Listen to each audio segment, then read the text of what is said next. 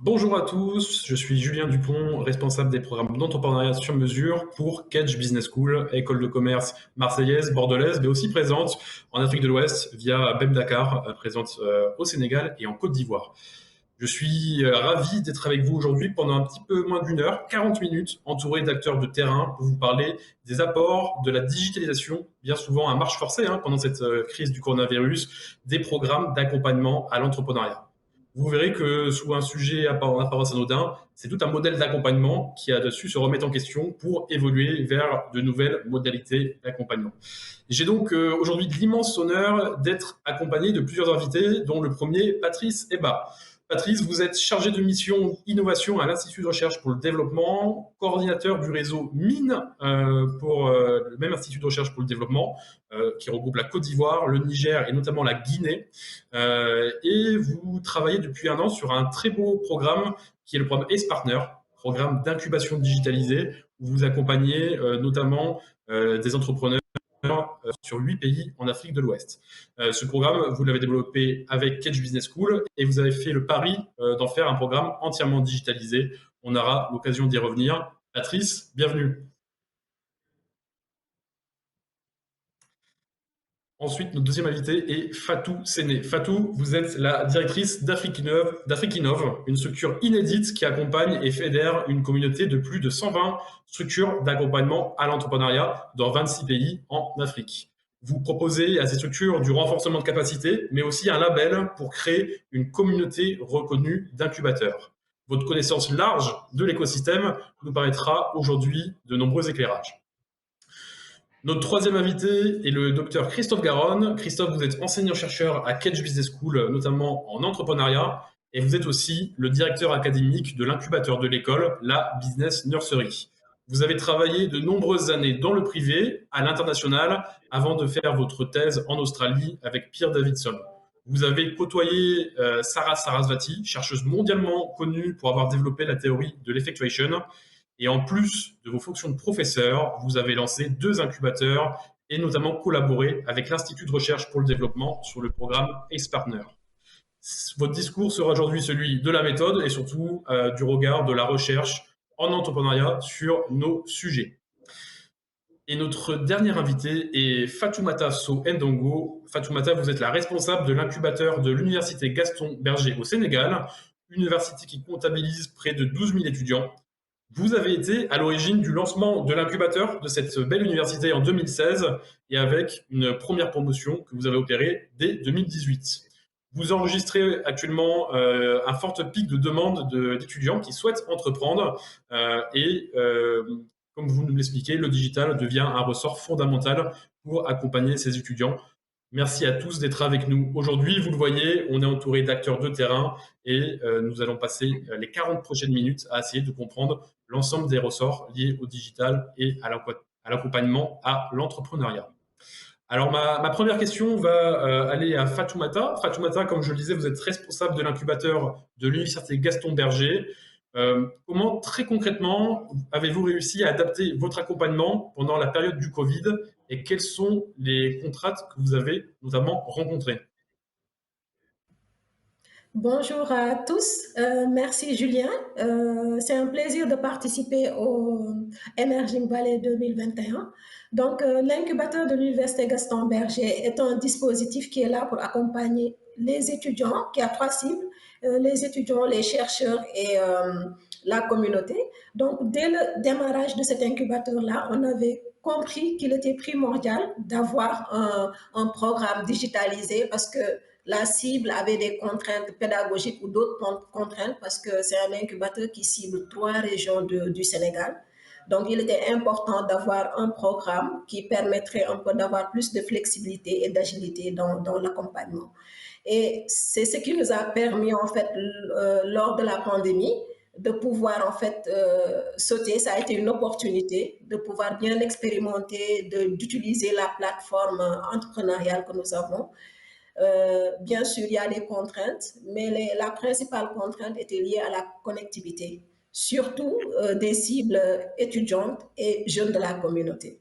mais que nous avons essayé un peu de surmonter en essayant un peu de les appuyer avec l'aide de partenaires qui nous ont vraiment appuyés dans tout ce qui est achat de passes, mais en tout cas qui ont beaucoup contribué à appuyer les étudiants à avoir cette connectivité-là pour pouvoir participer à tous ces programmes que nous avons déployés lors de la COVID. Fatoumata, merci beaucoup. Ces problèmes de connectivité, concrètement, est-ce que vous pouvez nous donner un exemple? Comment vous avez aidé ces étudiants à pouvoir accéder à ce contenu digital? Voilà, je pense que c'est un sujet qui est assez important sur notamment l'accessibilité en Afrique de l'Ouest. Oui, parce qu'en fait, la principale ressource, c'était une application web. L'objectif maintenant, c'était de développer une application mobile parce qu'on sait que la pénétration du mobile est très intéressante au niveau de l'Afrique, surtout au Sénégal. Donc, ce qu'on a fait, on a essayé aussi d'utiliser d'autres ressources comme WhatsApp, comme en tout cas des ressources assez allégées pour qu'ils puissent un peu participer à tous les programmes. Donc, on a essayé d'être agile, mais aussi de pouvoir leur acheter en fait des passes de connexion pour qu'ils puissent participer à ces programmes d'accompagnement-là. Bien Et vous- entendu, l'État du Sénégal était en train de réfléchir comment faire parce qu'en fait, tous les cours devaient se faire aussi en ligne durant cette période de la pandémie. Du coup, comment on arrive à innover du coup sur des outils comme WhatsApp? Comment vous recréez vos contenus? Est-ce que vous avez travaillé sur du format vidéo? Quels sont un petit peu les ressorts que vous avez utilisés pour diffuser ce contenu sur des méthodes un peu low-tech, hein, il faut le dire.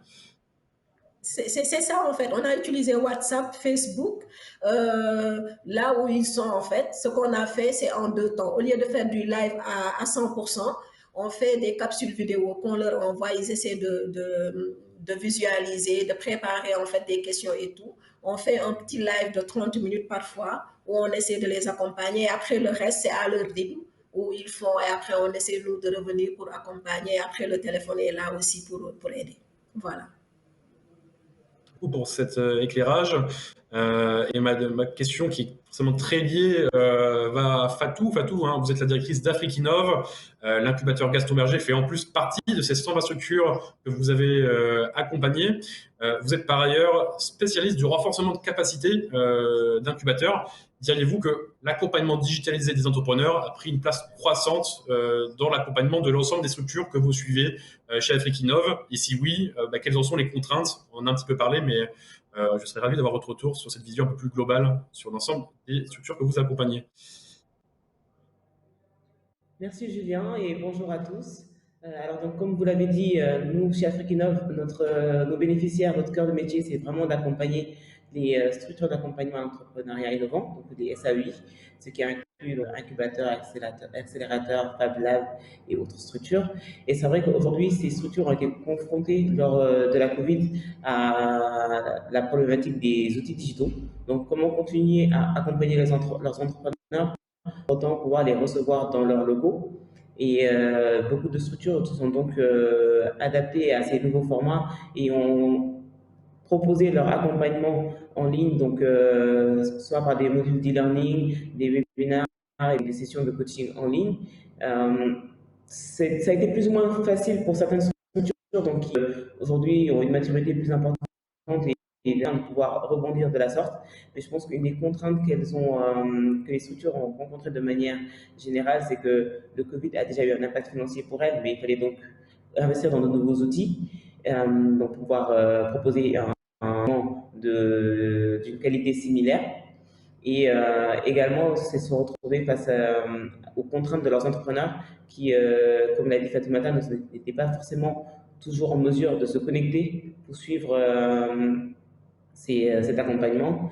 Et bien sûr, tous les entrepreneurs, mais aussi les coachs, accompagner et faire du coaching online, ça, c'est toujours pas la même chose que de le faire en présentiel. Et je pense que tous les entrepreneurs, lorsqu'ils rejoignent un incubateur, recherchent aussi ce côté communauté, ce lien avec d'autres entrepreneurs qui partagent les mêmes défis et challenges que dans leur processus de création et de développement de leur projet.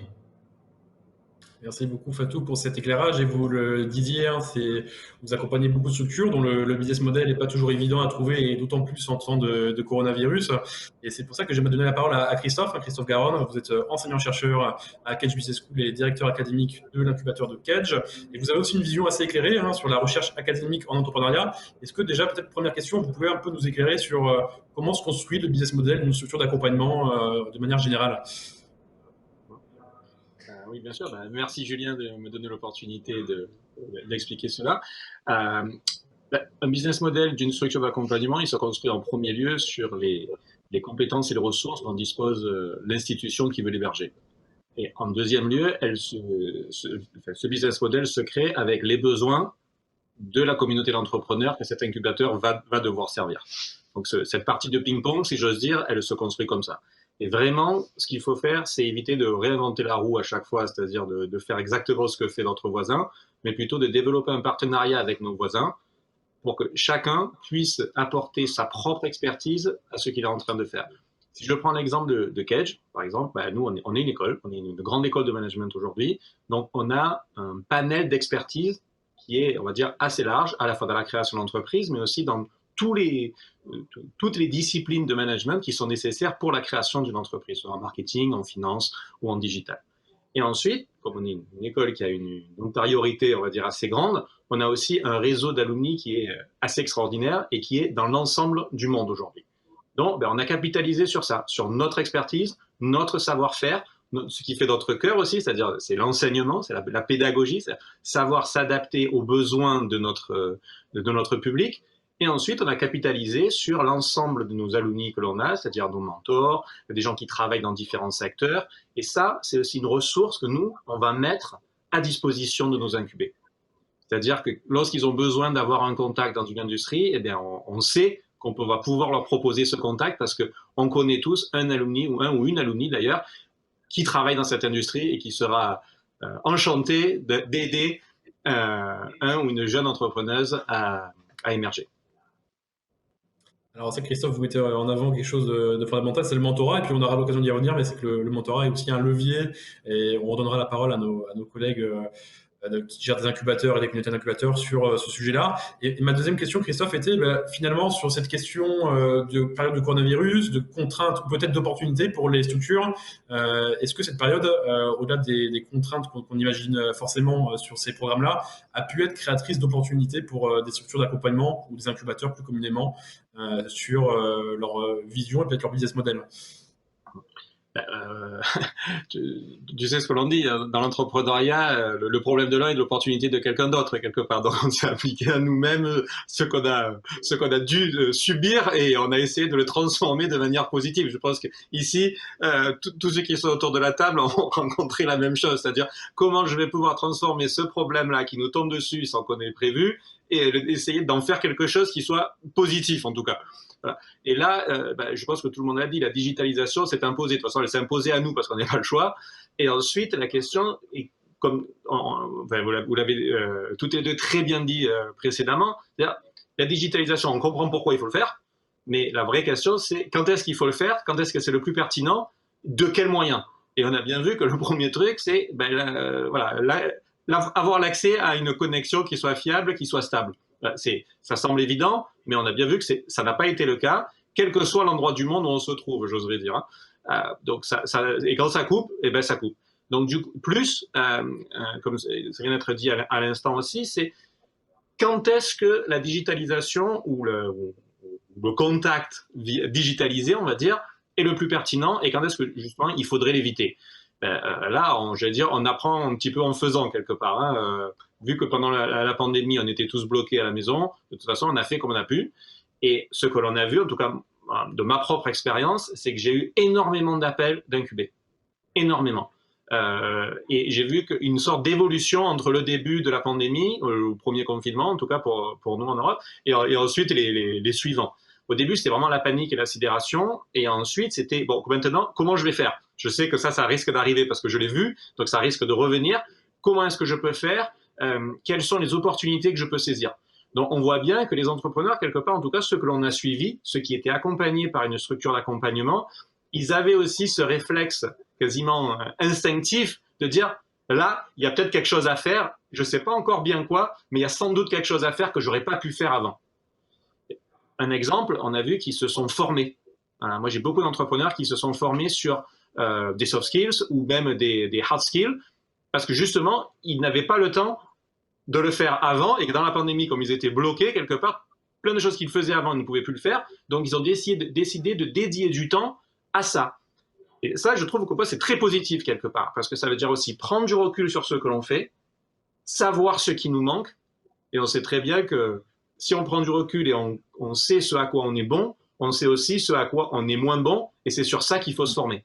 Donc cette histoire d'auto-diagnostic, parce que pendant le Covid, on a quand même eu bien le temps de se regarder soi-même, vu qu'on était tout seul, donc on a fait un vrai travail réflexif quelque part. Et je trouve que les entrepreneurs que j'ai pu récupérer à la fin en vrai, on va dire, à nouveau les rencontrer, je vois que beaucoup d'entre eux se sont réellement formés pendant cette période de pandémie et je trouve que c'est très positif quelque part.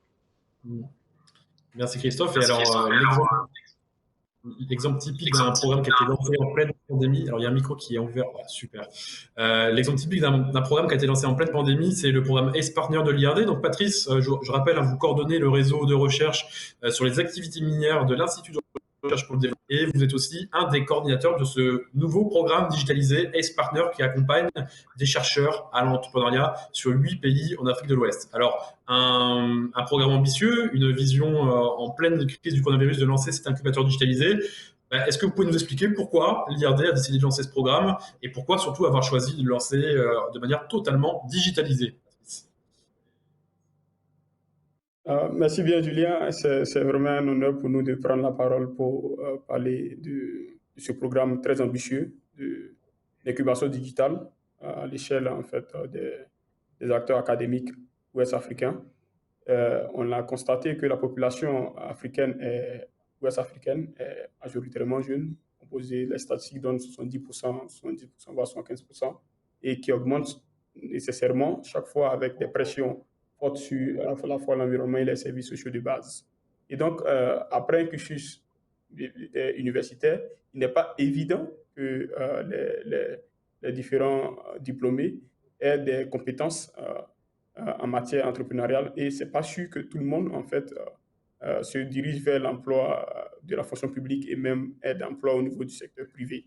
Et donc, au regard de tous ces facteurs, mais bien évidemment aussi la question de l'épidémie de la COVID-19 qui aujourd'hui est venue imposer en fait de nouvelles méthodes d'enseignement, de nouvelles méthodes de formation, qui nous a contraints à revisiter en fait tout ce système-là d'enseignement et nos rapports avec les acteurs socio-économiques a permis en fait d'adopter des solutions beaucoup plus innovantes dans ce contexte à destination en fait du public qui est beaucoup plus jeune. Et donc, dans ce contexte également, nous avons décidé d'innover avec du Cage et aller en fait créer en fait ce pont-là entre les acteurs académiques et le monde socio-économique. Bien évidemment, on avait constaté, comme je le disais tout à l'heure, il n'y a pas en fait ce dialogue-là, il n'y a pas ce pont, il n'y avait pas ce pont-là. Et donc, il faut capitaliser sur les nouveaux outils innovants au regard de ce que nous enseignait la COVID. Il faut rappeler que les centres d'excellence, ils sont financés par le programme ACE Partner, ils sont membres du programme ACE Partner autant pour moi. Au plus fond en fait, de la crise, de la pandémie, ont adopté en fait, le bon réflexe en utilisant en fait, les outils digitaux à leur disposition. Et donc, on s'est dit, bon, s'ils ont utilisé ces outils digitaux à leur disposition, pourquoi ne pas en fait, évoluer vers une autre manière en fait, de concevoir, d'autant plus que Cage est de l'autre côté, les centres sont ici, on a la possibilité en fait de créer cette connexion-là pour voir si ça passe. Et on est en train d'essayer cette première phase-là. Je crois bien que nous sommes dans une très bonne logique à ce niveau-là. Donc, c'est ce qui justifie un peu la mise en place de ce projet d'incubation 100% digital. Patrice, merci beaucoup et ça fait très bien la transition avec le reste de la conférence. C'est qu'on a appris beaucoup de choses aussi sur nos manières d'accompagner les entrepreneurs et pour les incubateurs des deux côtés de la rive. Et donc, du coup, je voulais vous faire témoigner un petit peu sur tout ce que vous avez pu déployer sur vos programmes d'incubation depuis cette crise du coronavirus. Alors, Fatoumata, vous le disiez, vous avez développé des programmes digitaux pour vos entrepreneurs. Est-ce que vous pourriez nous expliquer comment aujourd'hui ils se structurent et surtout, est-ce que ces outils sont pertinents à tous les niveaux d'accompagnement de vos entrepreneurs? Oui, en fait, on a trois programmes d'accompagnement principalement, la pré-incubation, l'incubation et l'accélération. Et on a pu tester en fait l'outil digital avec les deux programmes, la pré-incubation et l'incubation. Et comme l'a dit en fait Christophe, ça nous a permis en fait d'accélérer ou bien d'atteindre plus de résultats que durant la période où il n'y avait pas la pandémie.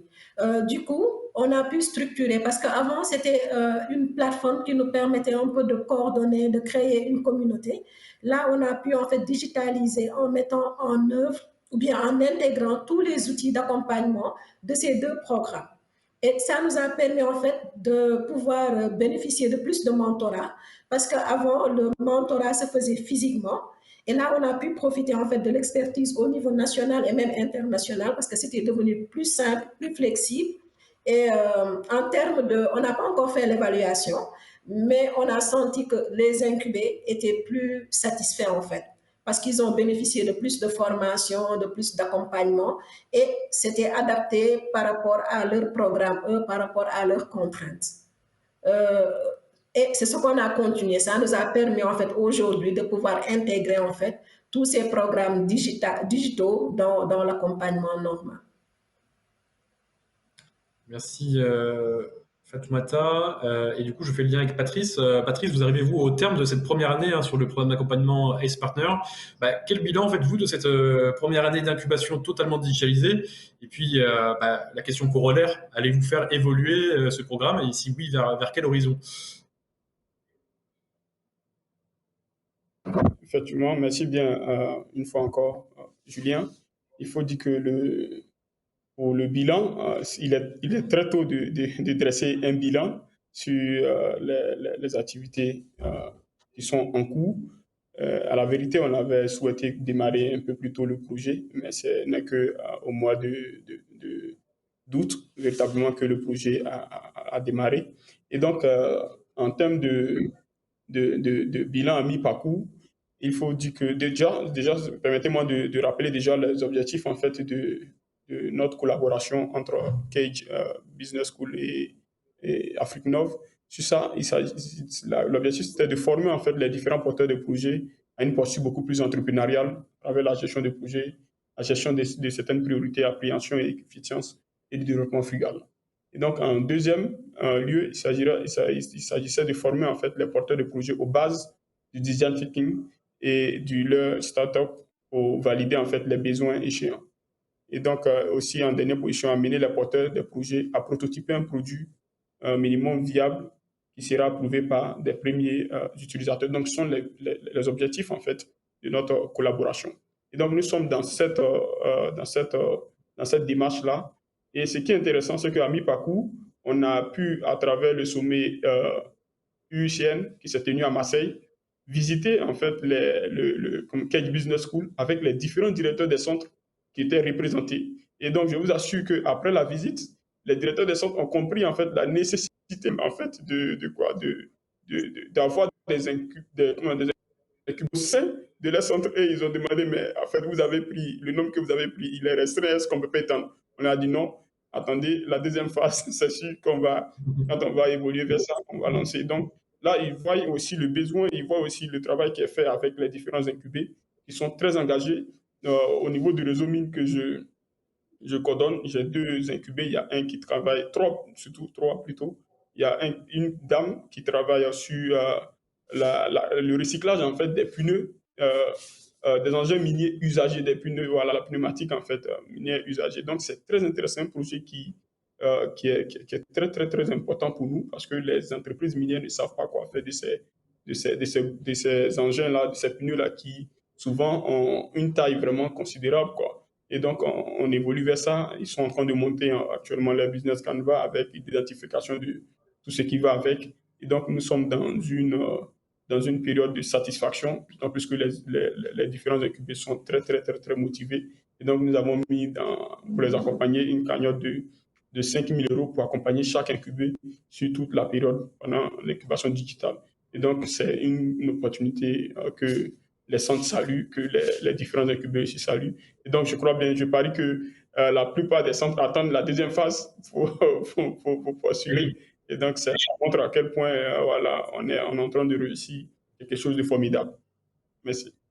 Merci Patrice. Et cette deuxième phase, à nous lie quasiment tous, puisque la conclusion qu'on a un petit peu apportée de cette période de coronavirus, c'est l'enjeu d'une pré-incubation d'un programme qui puisse accompagner l'idéation. On y travaille avec Afrikinov, avec Kedge évidemment, et aussi avec l'Institut de recherche pour le développement. Avant de redonner la parole à Fatou, peut-être un petit point pour Christophe. Christophe, Kedge, à l'issue de cette période, a créé un programme de pré-incubation qui est un nouveau type de programme totalement digitalisé. Est-ce que vous pouvez peut-être juste rappeler pourquoi un tel programme pour Kedge et quel en est l'intérêt? Oui, bien sûr.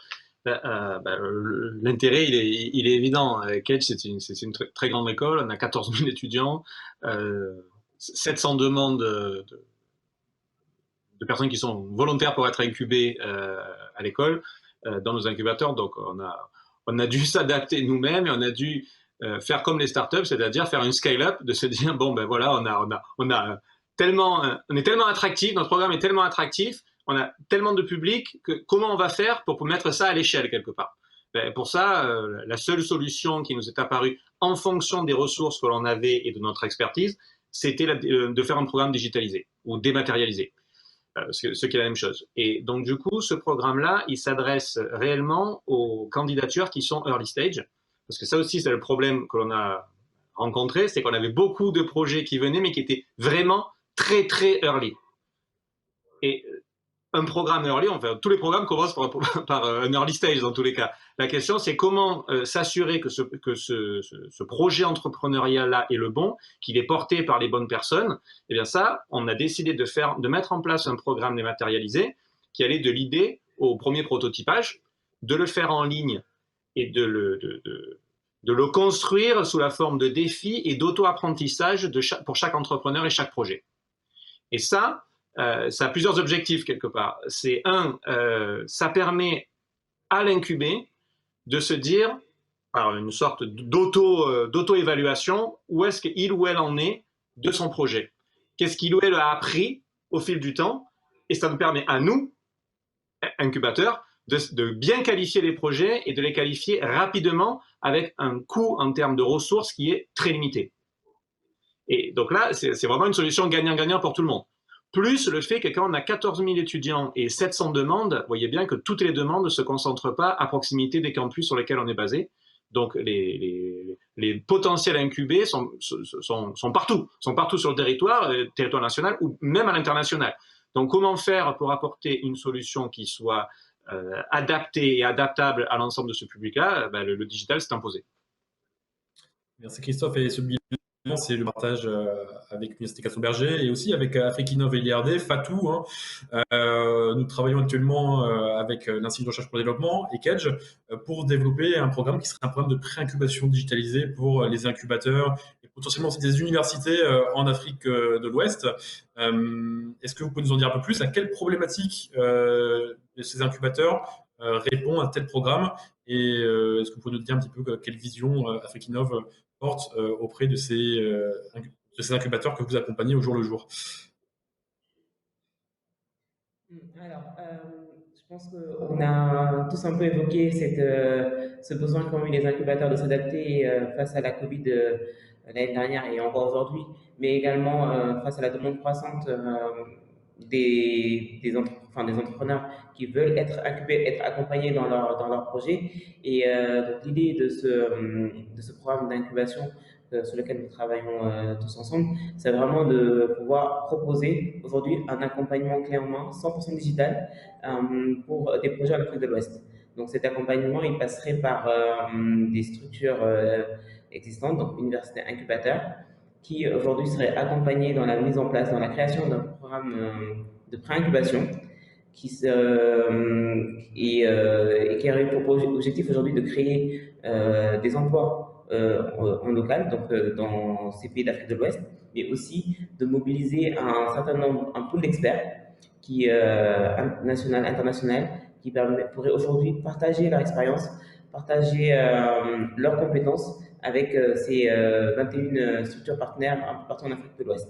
Et bien entendu, Afrique Innove, notre cœur de métier, c'est vraiment d'accompagner les SAI. L'idée, c'est vraiment de donner à ces structures, outiller ces structures, leur donner les compétences, les outils qui leur permettent aujourd'hui de pouvoir construire ces programmes d'accompagnement structure, mais aussi d'accompagner un grand nombre d'entrepreneurs. Comme j'aime à dire aujourd'hui, nous, notre métier, c'est vraiment se dire on accompagne les SAEI et c'est accompagner des dizaines, des centaines d'entrepreneurs parce que c'est vraiment, on travaille sur l'échelle. C'est-à-dire qu'on ne travaille pas directement avec les entrepreneurs, mais pour une SAEI qu'on accompagne, c'est potentiellement 100 entrepreneurs, 1000 entrepreneurs qu'on accompagne derrière. Et donc, ce programme, vraiment, au final, c'est vraiment pour les entrepreneurs, pour vraiment accompagner le plus grand nombre de jeunes en Afrique de l'Ouest dans leur projet de création d'entreprise. Et Fatou, vous me le disiez en préparant cette conférence, la plupart des structures d'entrepreneuriat que vous avez dans Afrique Innove ont aussi un réel besoin sur ces premières phases qui sont de l'idée au premier prototype, n'est-ce pas? Exactement, exactement. Et donc de vraiment pouvoir structurer l'offre d'accompagnement de telle sorte qu'elle puisse accompagner les entrepreneurs qui ont vraiment un besoin de coaching, de formation sur la transformation de leur idée en projet concret. Donc vraiment cette partie du prototypage, pouvoir aujourd'hui passer à l'étape où on a un projet qui a été testé et qui est prêt à être commercialisé sur le marché. Donc l'objectif à terme, c'est ça, c'est de vraiment pouvoir avoir au terme du programme, on a qu'aujourd'hui ont un projet en main qu'ils peuvent déjà lancer au moins à une certaine échelle sur leur marché. Merci Fatou. Alors, Fatoumata, vous avez commencé à déployer en tout cas 2 programmes digitalisés, dont un pré-incubateur. Est-ce que peut-être déjà, première question, ce programme vous permet d'accompagner plus d'entrepreneurs? Et puis, est-ce que vous pouvez peut-être rentrer dans le détail? Est-ce que vous faites appel au mentorat? Comment se structure un petit peu ce genre de programme? Oui, en fait, déjà, je vais juste rejoindre en fait Christophe par rapport aux objectifs. Aujourd'hui, en fait, en tant qu'incubateur universitaire qui a plus de 12 000 étudiants, sans compter en fait la cible communauté environnante, on est obligé. Aujourd'hui, le digital s'impose à nous, on n'a plus le choix. Donc, on reçoit une forte demande en termes d'accompagnement. Et la partie où on a plus de demandes, c'est la pré-incubation, parce qu'ils sont tous, ou bien presque tous, dans cette phase d'idéation. Et il n'existe pas beaucoup de pré-incubateurs. Les gens sont plus dans l'incubation, l'accélération. Du coup, on doit vraiment faire cela. Donc, on n'a plus le choix. Le digital s'impose à nous. D'où l'importance de pouvoir avoir en fait un programme 100% digitalisé pour la pré-incubation. Et ça permet en fait de gagner plus en termes de coaching, de mentorat, en termes aussi de partage d'expérience. Et c'est bénéfique aussi bien pour les porteurs de projets, mais aussi pour les structures d'accompagnement à l'entrepreneuriat. Et vous avez aussi une grande communauté de mentors. Comment vous arrivez à impliquer ces mentors? Est-ce que vous les formez peut-être? Voilà, comment vous arrivez à créer ce lien entre entrepreneurs et mentors? Oui, en fait, déjà, on fait un appel à candidature où on reçoit beaucoup déjà à l'interne, en fait, on a 8 unités de formation et de recherche. Et la force de cet incubateur-là, c'est de pouvoir, en fait, s'appuyer sur tout ce pool d'experts au niveau interne, mais aussi au niveau en tout cas des partenaires de l'Université Gaston Berger de façon générale. Donc, la plateforme, à l'origine, permettait, en fait, de pouvoir faire, en fait, la mise en relation et puis entre mentors et mentorés, porteurs de projets, mais aussi d'organiser des activités de networking. Mais tout au début de l'accompagnement, il y a ce qu'on appelle des sessions de formation de formateurs, d'échange, où on explique notre méthodologie et on essaie aussi de faire une formation sur le coaching, le mentorat et de recueillir en fait les feedbacks, d'avoir une approche commune pour permettre en fait de faire l'accompagnement, d'harmoniser en tout cas l'accompagnement au niveau des cohortes que nous recrutons. Merci. Alors, Christophe, vous avez accompagné quelques incubateurs, notamment dans l'enseignement supérieur. Et puis c'est vrai que le mentorat est un vrai sujet, parce que ça permet aussi aux communautés alumni qui sont passées par l'école de se réimpliquer. Comment on arrive à faire le lien entre mentor, startup? Comment on arrive aussi à monter en compétence ces mentors et à utiliser ces capacités dynamiques de personnes qui veulent s'impliquer pour un intérêt croisé? Bah oui, Fatou et Fatoumata et Ben Patrice l'ont dit parfaitement. On a une expertise sur laquelle on va capitaliser, mais on voit bien qu'on peut pas faire tout seul de toute façon. Donc on a besoin de capitaliser sur les gens que l'on connaît, notre réseau. Et ce que l'on voit, et ça on le voit absolument partout dans le monde, c'est l'intérêt qu'il y a pour l'entrepreneuriat et pour les personnes qui sont volontaires pour aider les entrepreneurs en herbe à émerger. Ça, je pense que c'est quelque chose d'extraordinaire, où on peut vraiment capitaliser sur des ressources qui sont, on va dire, quasiment parfaites, très très fortes, avec des gens très qualifiés, très experts, qui vont apporter leur expertise pour le plaisir de faire émerger un entrepreneur et une entrepreneuse. Ça, je pense que c'est vraiment capital, et c'est vraiment quelque chose que les incubateurs, je trouve, font parfaitement bien, et en particulier les incubateurs universitaires, partout au monde. J'ai vécu dans différents pays et c'est quelque chose que j'ai vraiment vu à chaque fois. Et voilà. Et là, les exemples qu'on vient d'entendre autour de la table le montrent bien. Qu'on soit dans un domaine ultra technique, qu'on soit plutôt dans le digital, ou qu'on soit dans un domaine même d'innovation frugale, on trouve toujours des mentors qui sont volontaires pour appuyer le développement de ces entrepreneurs-là. Et ça se fait, via nos incubateurs, nos institutions. Et la collaboration que l'on a. Enfin, on voit bien que là, on a une collaboration qui est vraiment extraordinaire. Entre l'IRD, entre Kedge, les différents incubateurs, Afrique Innov, on travaille ensemble pour le bien de la communauté entrepreneuriale. Ça me semble évident et je pense que c'est important de le rappeler.